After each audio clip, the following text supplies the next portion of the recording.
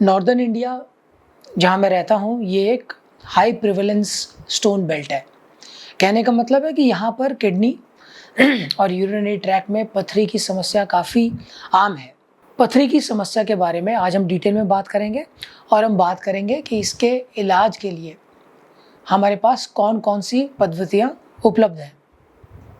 नमस्कार, मेरा नाम डॉक्टर सुमित है। मैं एक यूरोलॉजिस्ट, एंड्रोलॉजिस्ट और किडनी ट्रांसप्लांट सर्जन हूँ। एंडो यूरोलॉजी एक यूरोलॉजी की ब्रांच है जिसके अंतर्गत हम लोग मिनिमल एक्सेस तरीके से स्टोन का इलाज करते हैं। तो आप बने रहिए। इस वीडियो में हम लोग आगे बात करेंगे कि अगर किसी को किडनी में पथरी की तकलीफ है तो इलाज किस किस तरीके से हो सकता है। इलाज की पद्धतियों से पहले ये बात करना ज़रूरी है कि अगर किडनी में पथरी है, दर्द ही नहीं कर रही, तो क्या इलाज की ज़रूरत है? तो इसका जवाब है हाँ।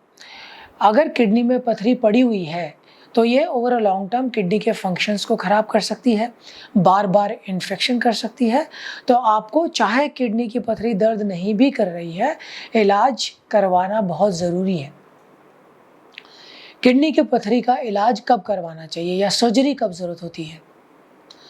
तो किडनी की पथरी का साइज़ जब 8 मिलीमीटर से बड़ा हो तो ये वाली पथरी अपने आप पेशाब के रास्ते से नहीं निकल सकती।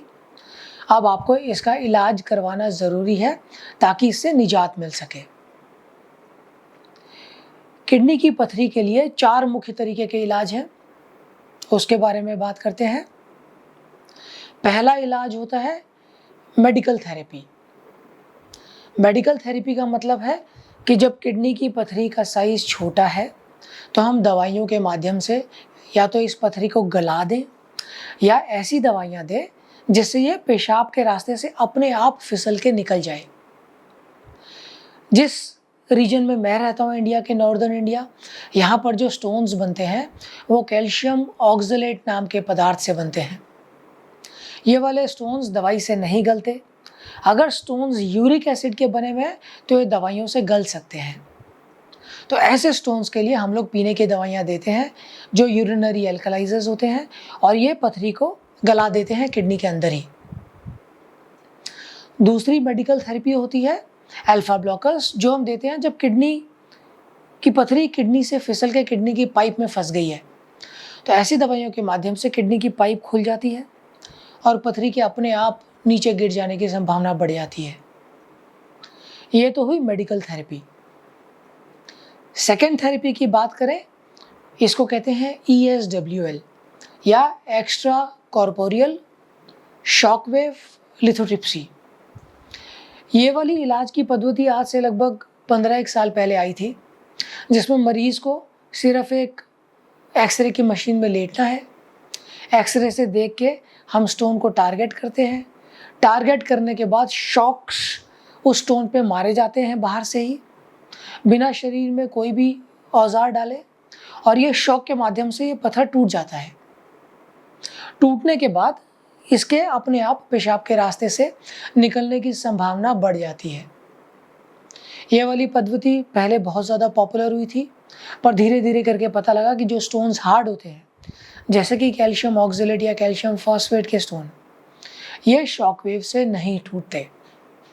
तो फिर मरीजों ने हमें कंप्लेन करना शुरू कर दिया कि हमने पैसे खर्च कर दिए, हमने शॉकवेव्स भी मरवा ली, पथरी अभी भी वहीं की वहीं है और हमें और पैसे खर्च करने पड़ेंगे इलाज के लिए। तो अब धीरे धीरे करके ये extra corporeal shockwave lithotripsy phase out हो रही है। हम बहुत ज़्यादा इस पद्धति को ऑफर नहीं करते और मरीज़ भी ये वाली पद्धति से इलाज नहीं मांगते हैं। काफ़ी सारे मरीज़ इसी पद्धति को लेज़र थेरेपी कहते हैं, हालांकि इसमें लेज़र का कुछ लेना देना नहीं है। तीसरा इलाज होता है एंडोल्यूमिनल सर्जरी। एंडोल्यूमिनल का मतलब है कि पेशाब के रास्ते से ही दूरबीन डाल के हम लोग पथरी तक पहुंच जाते हैं। पथरी तक पहुंचने के बाद ये वाली पथरी को हम डस्ट में कन्वर्ट कर देते हैं लेज़र एनर्जी के माध्यम से। जब ये पथरी पूरी रेत में बदल जाती है तो ये पेशाब में अपने आप बह के निकल जाती है। ये तीसरी पद्धति है एंडोल्यूमिनल सर्जरी। चौथी पद्धति होती है परक्यूटेनियस सर्जरी। पर मतलब थ्रू, क्यूटेनियस मतलब स्किन। इसके अंदर हम लोग किडनी की पथरी के लिए कमर में लगभग 1 सेंटीमीटर का एक छेद बनाते हैं। ये वाले छेद से हम दूरबीन डालते हैं किडनी के अंदर। किडनी के अंदर से हम इस स्टोन को देख के लेज़र से तोड़ देते हैं और इसी पाइप के माध्यम से जो हमने कमर में डाल के रखी हुई है उस स्टोन को निकाल देते हैं। अगर पथरी का साइज लगभग 2 सेंटीमीटर से छोटा है तो ये वाली पथरी एंडोल्यूमिनल सर्जरी के माध्यम से निकाली जा सकती है। लेकिन अगर पथरी का साइज 2 सेंटीमीटर से बड़ा है तो इसके लिए परक्यूटेनियस या कमर में छेद वाली सर्जरी ज़्यादा उपयुक्त रहती है। तो ये कुछ इलाज के माध्यम थे जिनके बारे में हमने बात की। अगर आपका कोई रिश्तेदार या आप खुद किडनी यूरिनरी ट्रैक्ट के अंदर पथरी से प्रभावित है तो ये वाला आपका वीडियो मदद करेगा। अगर आपके रिश्तेदार को किसी को इस तरीके की समस्या है तो प्लीज़ ये वाला वीडियो उसके साथ शेयर कीजिए। आप प्लीज़ इस चैनल को सब्सक्राइब कीजिए क्योंकि अगले वीडियो में हम लोग बात करेंगे कि अगर पथरी का ऑपरेशन से इलाज हुआ है तो आगे हमें क्या एक्सपेक्ट करना है, क्या करें कि रिकवरी जल्दी हो और दोबारा पथरी ना बने, इसके लिए क्या एहतियात बरतने हैं। बने रहने के लिए धन्यवाद। Thank you so much.